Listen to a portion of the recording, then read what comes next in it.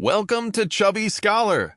Today, we explored the life of Napoleon Bonaparte, the man who rose from a small island to become one of history's greatest military leaders. Born on August 15, 1769, in Corsica, Napoleon would later transform France and reshape the map of Europe. The Chubby Scholar introduces Corsica, the island where Napoleon's extraordinary journey began. Born shortly after Corsica became part of France, Napoleon carried both Corsican roots and French ambition throughout his life. From this small island, he would rise to challenge the greatest powers of Europe. Young Napoleon spent much of his childhood studying history, mathematics, and military strategy. Inspired by commanders like Julius Caesar and Alexander the Great, he dreamed of achieving greatness through military success. At the age of 9, Napoleon left Corsica to study at the Royal Military School of Brienne in France. The Chubby Scholar explains how Napoleon faced loneliness and criticism because of his Corsican accent, but continued to focus on learning. His dedication to mathematics, discipline, and artillery would later become the foundation of his military genius. In 1785, Napoleon graduated from the École Militaire and became a second lieutenant in the French artillery. His education in mathematics and military science prepared him for the battles that would soon define his future. In 1789, the French Revolution changed the entire political landscape of Europe. The Chubby Scholar shows how the collapse of the old system created opportunities for talented officers like Napoleon. This period of chaos would become the beginning of his remarkable rise to power. Napoleon first gained national recognition during the Siege of Toulon in 1793. By using artillery to defeat enemy forces. This victory proved his talent and helped launch his rapid rise through the French military. After his success at Toulon, Napoleon became a brigadier general at only 24 years old. The Chubby Scholar explains how his quick promotion showed both his military ability and the opportunities created by the French Revolution. From this moment, Napoleon was no longer just a young officer, he was becoming a national figure. In 1795, Napoleon crushed a royalist uprising in Paris using powerful artillery tactics. The victory made him famous and convinced French leaders that he could restore order during a time of crisis. In 1796, Napoleon received command of the Army of Italy, a force that lacked supplies and confidence. The Chubby Scholar explains how Napoleon inspired his soldiers with promises of victory and glory. Within months, he would transform this struggling army into one of the most feared forces in Europe. In 1796, Napoleon launched his first major campaign as commander of the Army of Italy. Through speed, strategy, and bold decisions, he defeated stronger enemy forces and began building his reputation across Europe. Napoleon's first victory in Italy came at the Battle of Montanate in April 1796. The Chubby Scholar explains how Napoleon separated the Austrian and Piedmontese armies and attacked them one by one. This victory marked the beginning of a campaign that would make him one of Europe's most famous generals. At the Battle of Lodi in May 1796, Napoleon led French forces against Austrian troops, defending a strategic bridge. The victory strengthened his reputation as a bold commander who inspired loyalty among his soldiers. After a series of victories, Napoleon entered Milan as the new master of northern Italy. The Chubby Scholar shows how the young general became a symbol of French power and revolutionary change across Europe. His success in Italy transformed him from a talented officer into a national hero. During the Battle of Arcole in 1796, Napoleon fought against Austrian forces in difficult terrain. Although later legends exaggerated the event, his determination helped secure another important French victory. The Battle of Rivoli in January 1797 became one of Napoleon's greatest victories during the Italian campaign. The Chubby Scholar explains how Napoleon used superior positioning and rapid movement to defeat a larger Austrian army. This victory destroyed Austria's hopes of recovering northern Italy. In 1797, Napoleon forced Austria to accept the Treaty of Campo Formio after a series of French victories. At only 28 years old, he had become one of the most powerful figures in European politics. Napoleon returned to France as a celebrated hero after conquering much of northern Italy.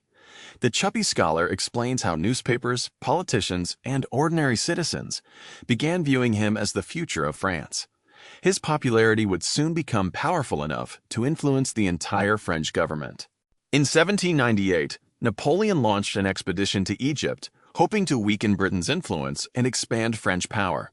The campaign brought soldiers, scientists, and scholars together in one of the most unusual military expeditions of the era. At the Battle of the Pyramids in July 1798, Napoleon defeated the Mamluk forces near Cairo using disciplined infantry formations and artillery. The Chubby scholar explains how this victory gave France control of Egypt, but could not solve Napoleon's growing problems in the region. His greatest challenges were still ahead, and the next events would change the direction of his career forever. In August 1798, the British Navy under Admiral Horatio Nelson destroyed much of the French fleet at the Battle of the Nile. Napoleon had won a victory on land, but he was now isolated in Egypt with no reliable way to return home. In 1799, Napoleon launched a campaign into Ottoman-controlled Syria to prevent a possible enemy invasion of Egypt. The Chubby scholar explains how Napoleon achieved early victories, but soon faced disease, supply problems, and stronger resistance. The campaign revealed that even Napoleon's greatest armies had limits. The Siege of Acre in 1799 became one of Napoleon's most important failures. Supported by British naval power, Ottoman defenders resisted French attacks and forced Napoleon to abandon the campaign. In October 1799, Napoleon secretly left Egypt and returned to France as the country faced political instability. The Chubby scholar explains how this risky journey allowed him to avoid British forces and return to the center of French politics. Soon after his arrival, Napoleon would make a decision that changed the future of France. On November 9, 1799, Napoleon led a coup that overthrew France's existing government. This event ended the revolutionary period and placed Napoleon at the center of political power. After the coup, Napoleon became first consul of France and gained control over the government. The Chubby scholar explains how he used his position to reorganize the army, strengthen the economy, and restore stability. At only 30 years old, Napoleon had become the most powerful man in France. In 1800, Napoleon defeated Austrian forces at the Battle of Marengo. After a dramatic battlefield turnaround, the victory strengthened his authority and helped secure French influence in Europe.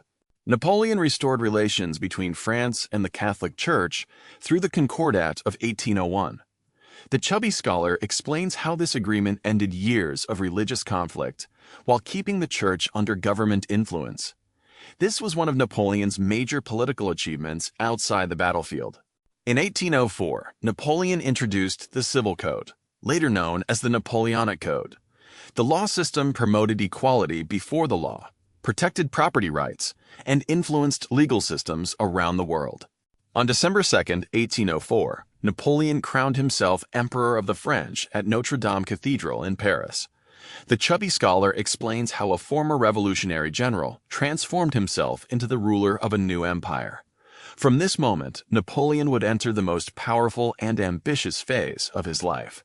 On December 2, 1805, Napoleon achieved one of his greatest victories at the Battle of Austerlitz against the Russian and Austrian armies.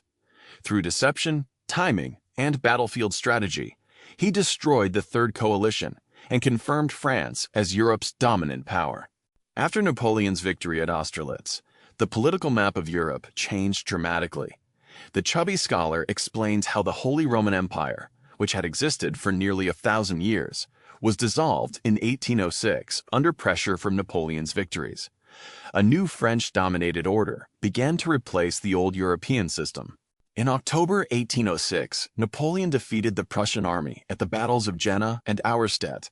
The victory destroyed Prussia's military power and allowed French forces to advance deep into Central Europe. After defeating Prussia, Napoleon entered Berlin in October 1806 as the most powerful leader on the European continent. The Chubby scholar explains how this victory expanded French influence and increased Napoleon's control over European politics. However, one enemy remained beyond his reach: Britain. Unable to defeat Britain at sea, Napoleon attempted to weaken it through economic warfare called the Continental System. The policy banned British trade with much of Europe, but eventually created problems for France and its allies. In 1807, Napoleon defeated the Russian army at the Battle of Friedland after a decisive military campaign. The Chubby scholar explains how this victory forced Tsar Alexander I to negotiate peace with France. Napoleon had reached the height of his diplomatic power across Europe. In July 1807, Napoleon and Tsar Alexander I signed the Treaty of Tilsit, temporarily creating cooperation between France and Russia.